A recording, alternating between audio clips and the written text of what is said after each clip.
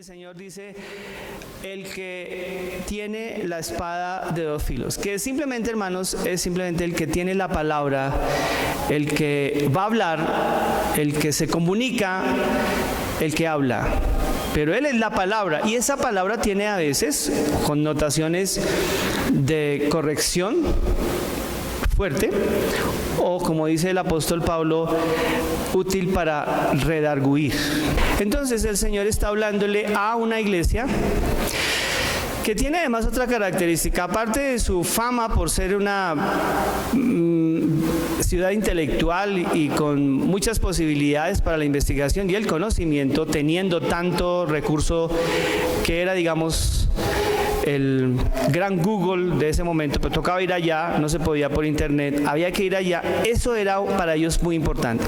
Pero la otra cosa era, ellos tenían el templo más grande, el más grande de todos y el más bonito, dedicado al dios Júpiter, al dios Sol también se le llamaba. El gran señor Zeus vivía ahí. Zeus o Júpiter es el mismo nombre dependiendo si son griegos o romanos. Y ese era el lugar del templo. De hecho, el apóstol llama el trono de ese dios. Claro, estando la principal catedral del culto a Júpiter, ustedes deben saber que entre los romanos el César era el representante de ese dios, así que era el culto al César. Ese era el lugar central del culto al César. En Esmirna era un culto a Roma, ¿ya?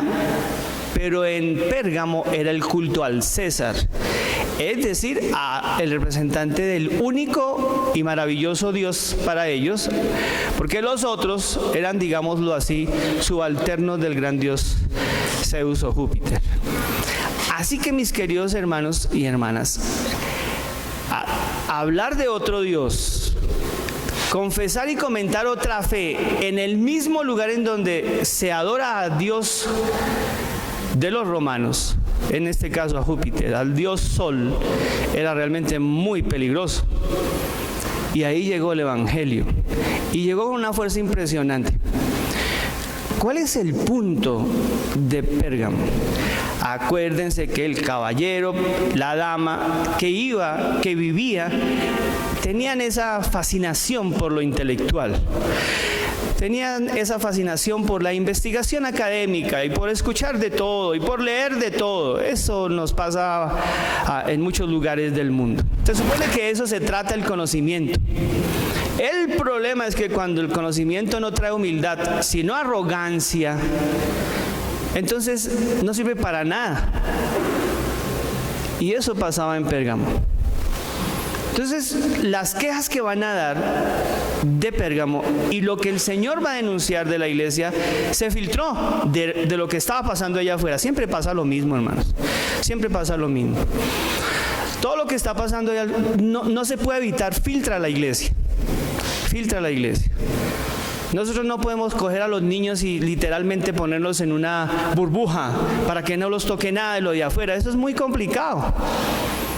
Con todo respeto, los indiazos y las indiazas que hartan cerveza, porque es que no toman, sino hartan cerveza, de esta iglesia, que son muchachos de la iglesia, no lo aprendieron de sus papás, ni el pastor, creo yo, ni de los hermanos de la iglesia, por lo menos los que yo estoy pensando aquí, los que tengo aquí en mi cabeza, que no miro para ningún lado pues para no identificarlos.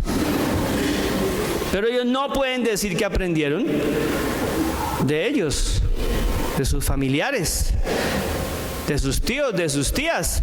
No, pues si fuera por eso serían casi beatos. Lo aprendieron allá afuera. Los filtró ese mundo de allá que les dijo, venga que aquí es chévere, que aquí es sabroso, y los pedazos de bobos hicieron caso. Y entonces generaron un montón de comportamientos que no tienen nada que ver. Eso pasó en Pérgamo, exactamente lo mismo. A nivel intelectual también pasó lo mismo. Es que aquí nosotros somos sabios, aquí nosotros sí sabemos, los otros son una partida de brutos.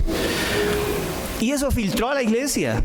Entonces, en lugar de creer, de practicar, de evangelizar, de hacer las cosas sencillas, desde el evangelio que es tan sencillo y tan bello, tan sencillo, hermanos. Eso no tiene nada de filosofía, ni tiene nada de profundidades raras y esotéricas. No, es una cosa muy sencilla el evangelio. Ellos lo complicaron con un montón de doctrinas y un montón de cosas, como miraremos. Pero lo más grave de todo, o en medio de esa gravedad, es que así como a veces captamos, nos filtramos, todo el tema, por ejemplo, del internet, de las redes sociales, de la manga y de toda esa cuestión del anime gringo o japonés o lo que sea, todo eso está generado por afuera. Aquí no hay ningún experto. Dígame, aquí hay algún hermano anciano gobernando experto en anime japonés, a ver, que me contaminó a mis muchachos. No, nada. Aquí no hay ningún experto en nada. Y los papás, a ver qué papás saben de tecnología, tanto que es que los muchachos pues se fueron por el lado del papá. No, en serio que no, hermanos. Ellos lo aprendieron ¿de dónde? De allá afuera. La televisión, los medios, las redes. Y ellos tendrán que revisar cómo controlan eso y cómo manejan eso y cómo nosotros como iglesia y como padres y como familia les ayudamos a que tengan el control y el equilibrio en esa cuestión. En algunos momentos simplemente tendremos que esperar a que se les pase la bobada y a que nosotros podamos también acompañarlos cuando se les pase la bobada. Pero quiero recordarles que a algunos no se les pasó la bobada. Y tenemos muchachos que todavía siguen, ya no solamente fumando, sino tenemos experiencias de muchachos que están mucho peor. Tenemos que orar por todos, unos por otros, hermanos y hermanas. Pérgamo tenía un gran problema, y era su arrogancia por creer que conocían mucho y deberían conocer más, y que entre más conocían eran mejores. Y no es cierto. Pero había un ser que dominaba toda esa arrogancia y toda esa fuerza, porque además estaba muy relacionado con el tema religioso y espiritual. Eran los que recibían la iluminación. ¿De quién? Nada más ni nada menos que de Júpiter, de Zeus, del dios maravilloso que ellos supuestamente tenían. Entonces el apóstol dice, muy bien, va a hablar el que de verdad sabe, el que tiene la palabra de verdad, el que puede hablar, el que puede enseñar, es decir, Jesús, el verbo encarnado, la palabra de vida. Y ustedes van a ver cómo todo en Pérgamo es palabra, es enseñanza verdadera contra enseñanza falsa. Aquí no importa tanto, mi querido hermano y hermana, todo el ejercicio de la persecución, porque es que cantan, porque es que van a la iglesia y no van allí, porque es que ofrendan en el templo de ellos y no en el templo de nuestro Dios. No. Esto está relacionado con el conocimiento. ¿Quién tiene la verdad? La gran ofensa era los cristianos sencillos y humildes. Decían, nosotros creemos en la palabra de verdad, en el Señor que es palabra de vida y de verdad. Y eso era una ofensa para ellos. ¿Cómo van a decir que tienen la verdad cuando nosotros tenemos 200,000 libros o compilaciones o colecciones que nos ayudan a reconocer que somos los más sabios de toda Asia Menor? Y los cristianos decían, nosotros solamente tenemos un mensaje, es sencillo, es puntual, y ese mensaje nos hace sabios. El problema de Pérgamo es que dejó filtrar esa arrogancia de afuera y la metió también en su iglesia. Y entonces aquí no solamente valía dejar pasar al evangelio y al mensaje de los apóstoles, sino cualquier otro que tuviera otra idea, bienvenido sea. Entonces, realmente el trono de Satanás, que es el trono del emperador puesto al servicio de la adoración de los súbditos,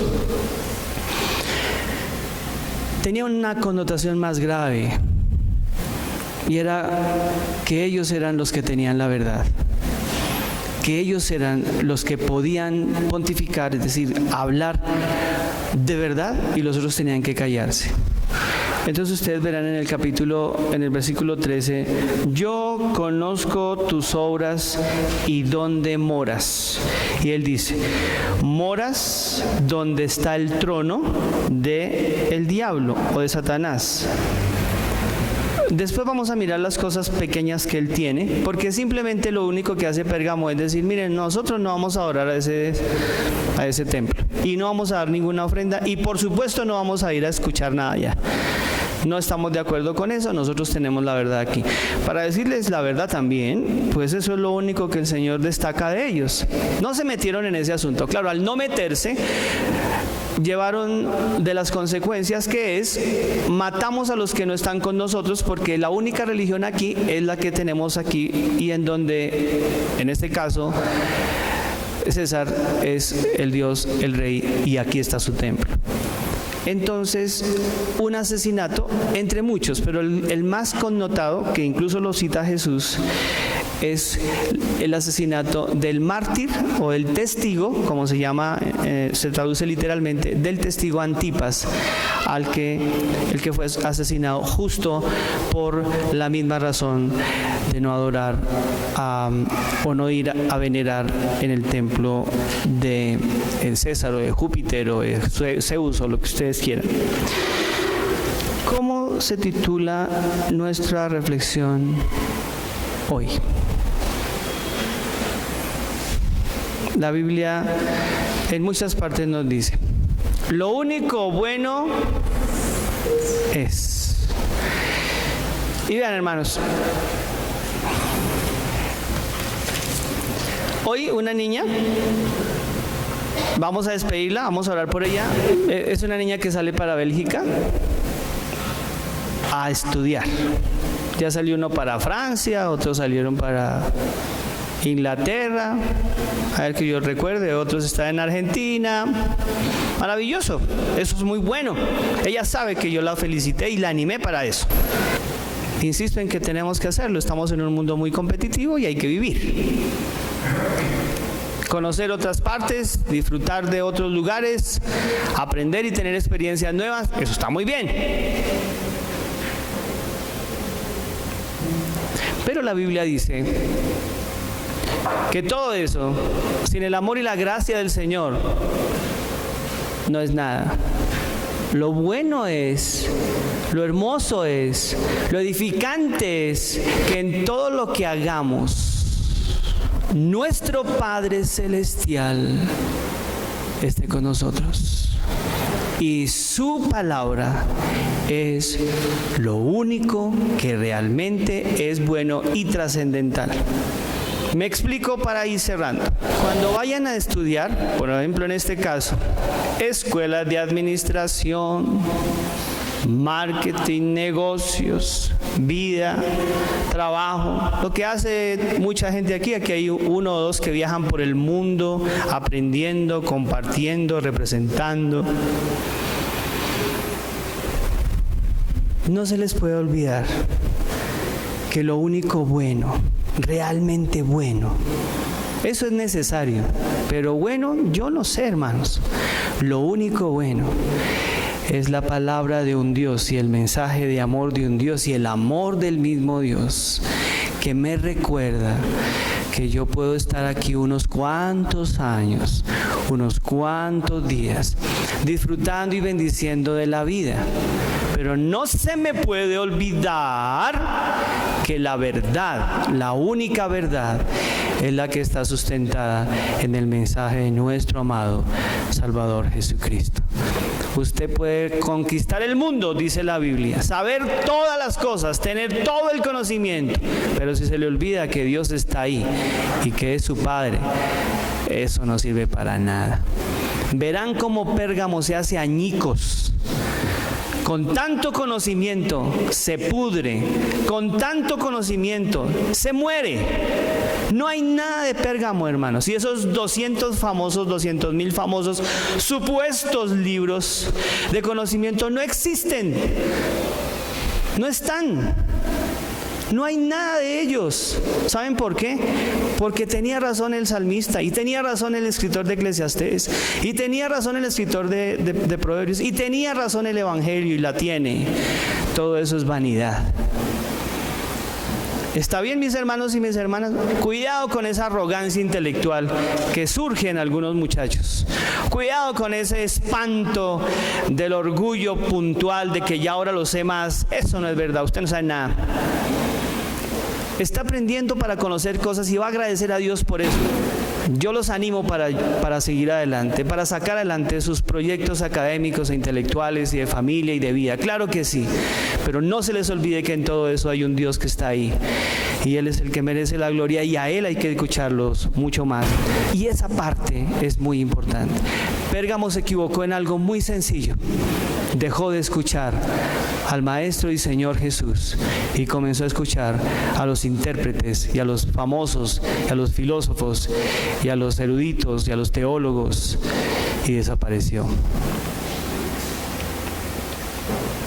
Saben, hermanos, cierro la Biblia para decirles una cosa, pues no sé si triste o qué.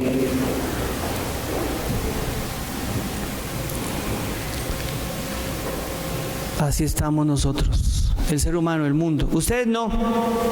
Siéntanse privilegiados, hermanos. Es por lo que insiste esta iglesia en la verdad del evangelio sencillo y claro del Señor. Yo pregunto, ¿por qué no hay más gente aquí hoy? O el domingo pasado, o el siguiente que viene. ¿Por qué no?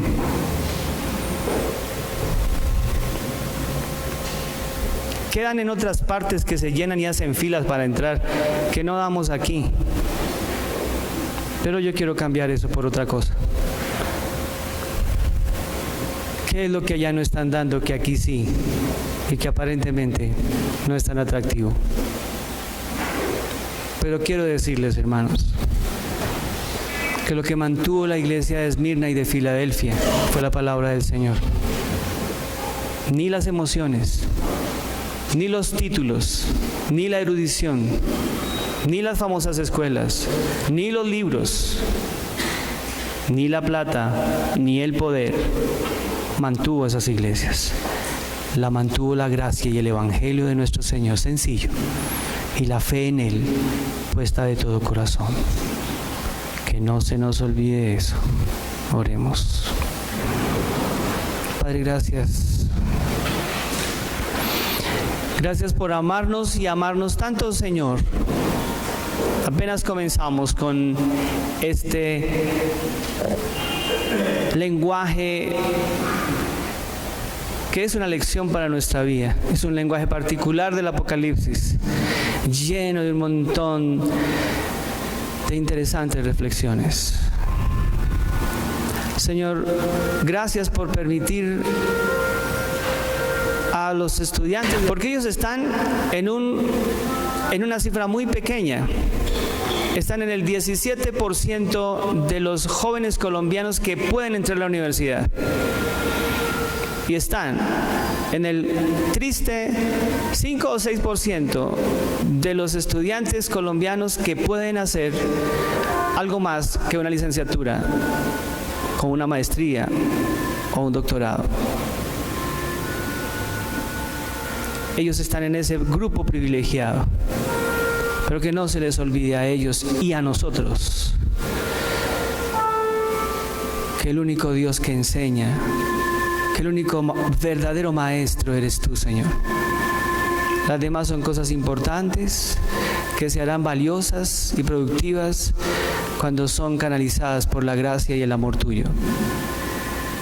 En tu paz nos quedamos, Señor, aprendiendo de ti y solo de ti. Por Jesús nuestro Señor. Amén.